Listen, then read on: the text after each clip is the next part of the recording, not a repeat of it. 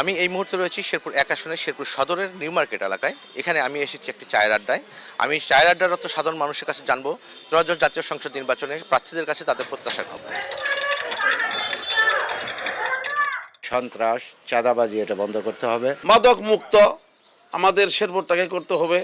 যিনি এমপি হন না কেন ওনার কাছে আমাদের দাবি আশা মেডিকেল কলেজ, রেল লাইন এগুলো যেন কথার কথা না হয়ে কাজে পরিণত হয়। আমরা এমপি প্রার্থী যে হিসেবে হবে তার কাছে আমার এই প্রত্যাশাটা। শেরপুর শহরের মধ্যে একটা কলকারখানা হইলে আমরা কর্মজীবী, আমরা কর্ম করি খাইতে পারবো। উন্নয়নের কথা, ডেভেলপের কথা বলে কিন্তু নির্বাচনের পরে সেই জিনিসগুলা থেকে আমরা বঞ্চিত হই।